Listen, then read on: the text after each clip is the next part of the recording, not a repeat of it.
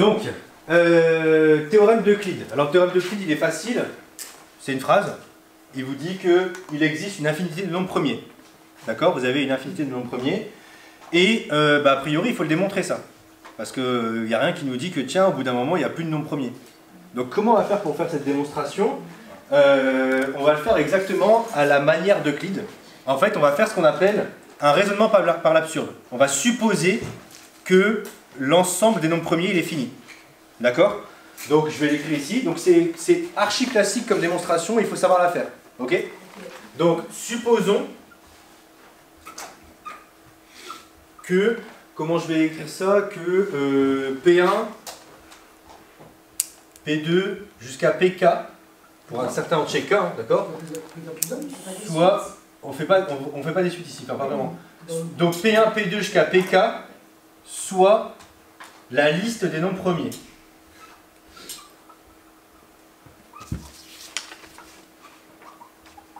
Donc vous supposez que vous avez une liste finie de nombres premiers.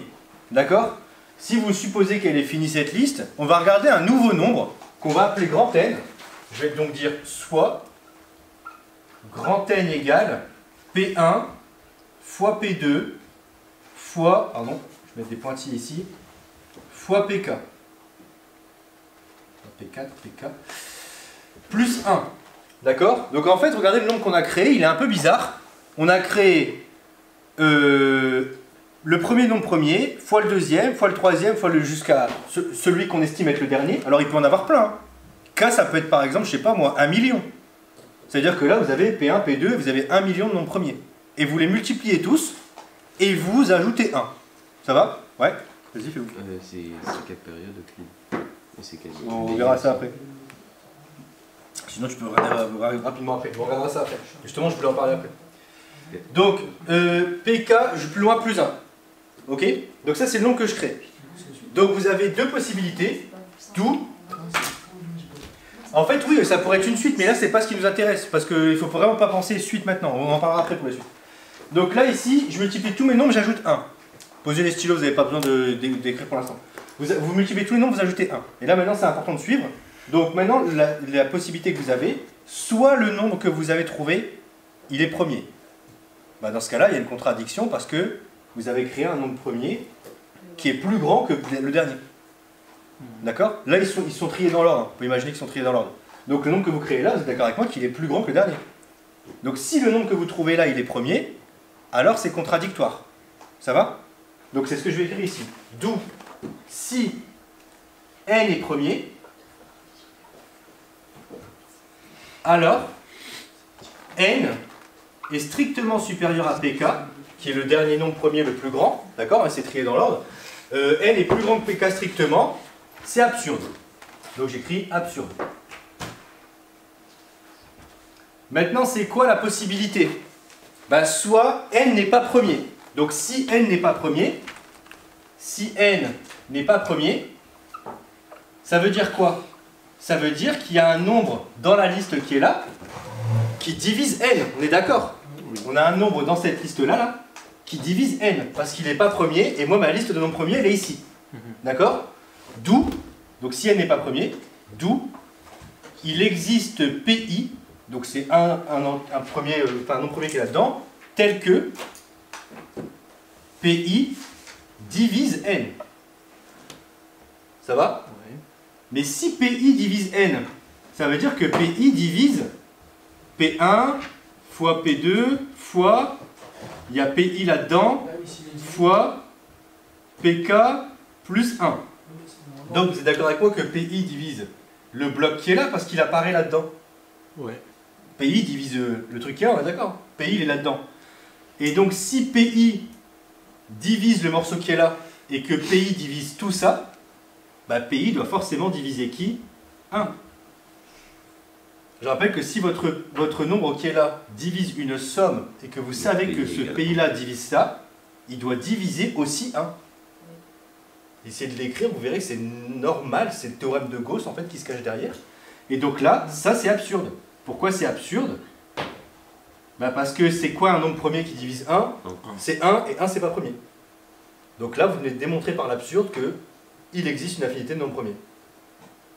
Ça vous paraît hyper bizarre comme façon de démontrer, je sais, parce que vous n'avez pas l'habitude de démontrer comme ça. Ça va, c'est le pays qui... Oui, je suis d'accord. En fait, ici, donc, je vais juste rappeler un petit peu la construction du raisonnement. Mais c'était démontré à l'époque par Euclide. Hein. C'est-à-dire que vraiment, c'est pas tout récent comme truc là. C'est une manière de démontrer qui est intéressante. Ici, je le redis, vous faites le raisonnement par l'absurde. Donc vous imaginez qu'il y a en fait un nombre pk de nombres premiers. C'est terminé, d'accord, entre P1 et pk. D'accord, vous en avez peut-être, je sais pas moi, 37, 38, 1 million si vous voulez, je m'en fous. Mais vous imaginez que c'est fini. Vous créez un nouveau nombre, celui-là. Vous multipliez tous vos nombres premiers, vous ajoutez 1. Bah, soit le nombre que vous avez créé, il est premier. C'est absurde, parce que vous avez créé un nombre plus grand, et alors que votre liste, elle est là. Soit, vous dites que le nombre qui est là, bah en fait, il n'est pas premier, donc il se divise par un des nombres premiers. Donc vous l'appelez PI, le nombre premier que vous estimez. Ça peut être, je sais pas moi, le 58e si vous voulez. Mais comme PI divise le produit qui est là, le théorème de Gauss vous dit qu'il doit aussi diviser 1. Si PI divise une somme là, et que ça divise un des morceaux qui est là, il doit aussi diviser 1. Donc c'est absurde aussi parce que le seul nombre premier, enfin le seul nombre pardon, qui divise 1, bah c'est 1 ou moins 1 en fait, et c'est pas premier. Donc ça se termine comme ça. Alors attention, parce que là tout à l'heure on parlait de termes de suite là. En fait, effectivement, il faut savoir qu'en fait elle porte un nom. En fait, c'est un nom cette suite là. Je vais vous montrer un petit peu. En fait, on appelle par exemple M1. M1, c'est P1 plus 1.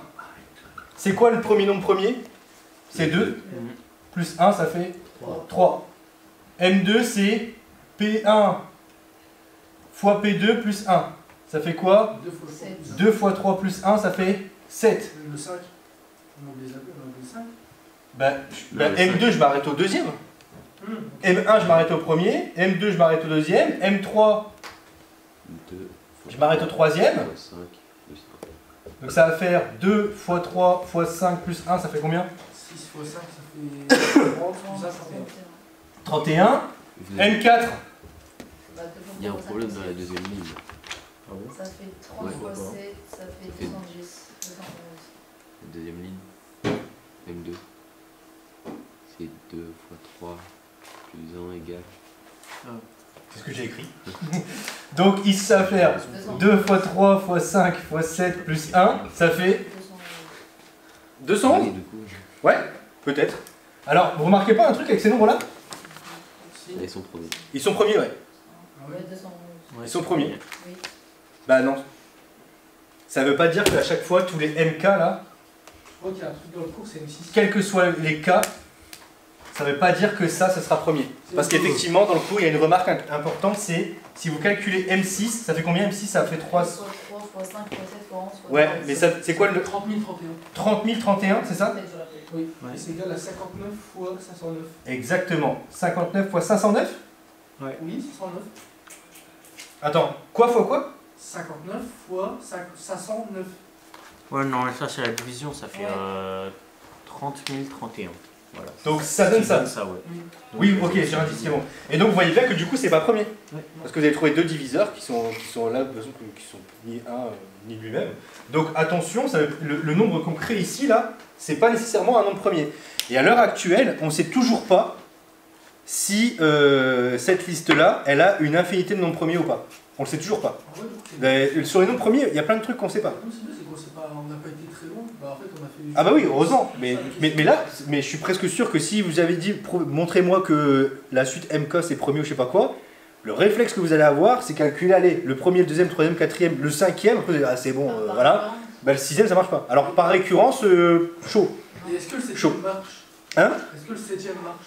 Bah tu peux tester si tu veux, mais en fait, au bout d'un moment, ça devient de plus en plus dur. Parce qu'en fait, le nombre, il est de plus en plus grand. Donc ça va devenir de plus en plus dur de prouver qu'il est premier ou pas en fait. Parce que c'est de plus en plus costaud quoi. À part s'il y a un algorithme derrière. Mais sinon à la main ça devient de plus en plus compliqué. Déjà je te donne ça, trouver que c'est ça fois ça, c'est pas évident. Donc si après ton nombre qui est là, il a, je sais pas moi, je dis comme ça, mais s'il a 8 milliards de nombres, bah va trouver si c'est un nombre premier ou pas. Bah, MZ il part pas, il est pair. M7 il est pair, bon bah voilà c'est réglé. Voilà, okay. Alors là, je termine rapidement par un truc qui est plus philosophique. J'ai appelé ça vision platonicienne. En fait, ce qui est assez intéressant, c'est Platon, il avait une phrase que je vous ai déjà dit, c'est les parties sont plus petites que le tout. Mais ils sont pas dit tous pairs. D'accord? Oui, c'est pas impossible. Donc en fait, Platon il dit que les parties sont plus petites que le tout. En fait, là vous êtes d'accord avec moi que la partie qui est là, elle est plus petite que le tout qui est là. En fait, c'est parce que à cette époque-là, époque platonicienne, époque grecque, on va dire, à cette époque-là, euclidienne aussi, on avait du mal à penser l'infini. En fait, on arrivait à penser que le fini. Et d'ailleurs, c'est pour ça, si vous regardez bien, la démonstration d'Euclide, elle ne travaille pas avec l'infini. Hein. Ouais. Pourtant, elle dit bien, il existe une infinité de noms premiers, mais regardez comment il démarre. Il démarre en disant, supposons que c'est pas premier. Enfin, supposons que c'est pas infini. Donc, lui, son objectif, c'est de dire, bah, moi, de toute façon, je sais travailler qu'avec des ensembles finis, donc je vais supposer que c'est fini, et je vais prouver que ça merde. Mais il travaille jamais directement avec l'infini.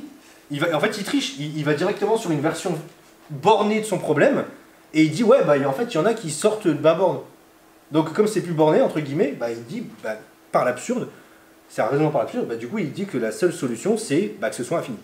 Et donc ça, c'est assez classique en général, quand on a du mal à démontrer des choses infinies, bah, en fait, on triche, on revient sur une vision grecque, j'ai envie de dire, platonicienne, euclidienne, si vous voulez, du problème infini. C'est-à-dire qu'on suppose par l'absurde que c'est fini, et on sait bien travailler dans des ensembles finis, on sait bien dire si c'est borné ou pas, et bah, si c'est absurde, pas le choix, c'est infini. Ok? Ouais?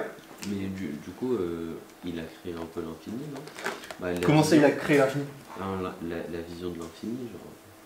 En fait, il la crée pas vraiment, c'est juste que lui, il dit, bah, si c'est pas fini, c'est infini. Ce qui est pas faux, mais il raisonne jamais avec l'infini. Okay. Lui, son objectif, c'est effectivement de montrer que c'est infini, mais il ne part pas directement de l'ensemble infini. Okay. Ce qui est pas, c'est pas faux, hein, c'est une très bonne démonstration. Il y a plein de démonstrations de ça, il y en a beaucoup. Mais c'est l'une des plus efficaces et des plus rapides. Et qui nous date quand même de très longtemps. Ok.